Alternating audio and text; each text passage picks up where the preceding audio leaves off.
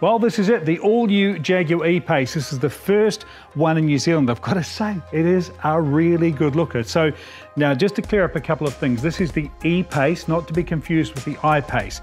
I is the electric one, E is, well, the new baby of the family. So it's, forgive me, English teachers, it's E before I and E after F, because this is, if you like, a distilled version of the F-Pace, which remember was the World Car of the Year. And Jaguar's designers, I've heard, love the challenge of taking everything they loved about the F-Pace, making it smaller, but keeping it sort of muscular as well. And I've got to say, they've done a great job.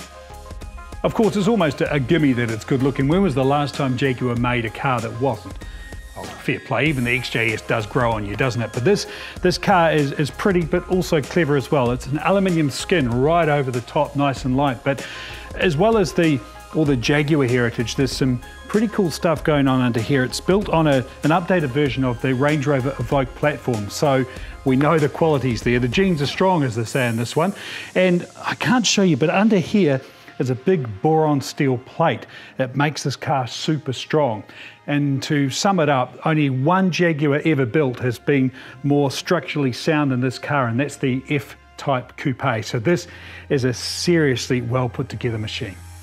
So being strong is a good thing. It makes the car handle well, it makes it safer, of course, and we love that. But let's be honest, a huge part of what a Jaguar is about is style, and this car does have it in spades. And if you lower it down, let's be honest, it could be a hot hatch. Jaguar would never make a hatch, you say. Well, Ian Cullum, who's Jaguar's design guru, admits he grew up loving hot hatches, and there was a lot of that inspiration in this car. And you can sort of see that. In fact, that's one of the reasons they've completely dialed out understeer. This behaves like a hot hatch. I love that. The other thing that's a bit like a hot hatch, if we open the bonnet here, is the way the engine sits. The Ingenium engine sits transverse. It goes that way, like in a hot hatch.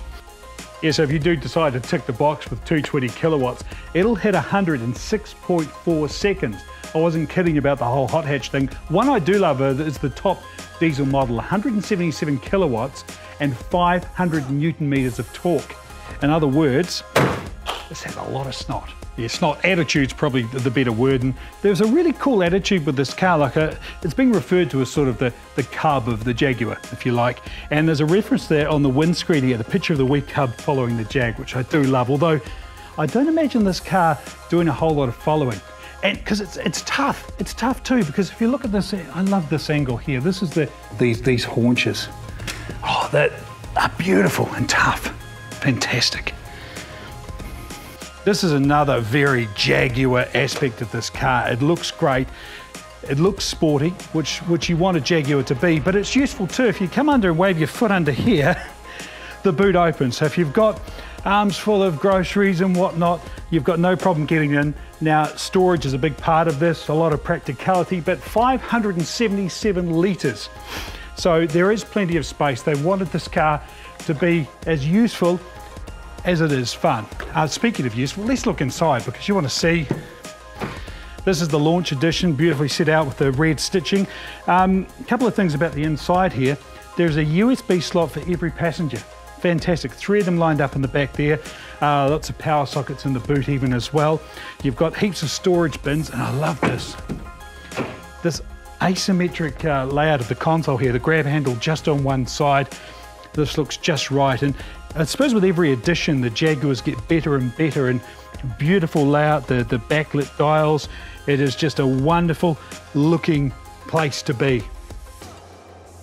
It really is every part of the Jag. It's got style, it's got sportiness. I probably summed it up initially as a distilled version of the F-Pace, but this is its own car, and I tell you what, it's priced pretty good too. The first edition like this, $99,900, but you can get in an E-Pace from $69,900. It's a lot of Jag for the money.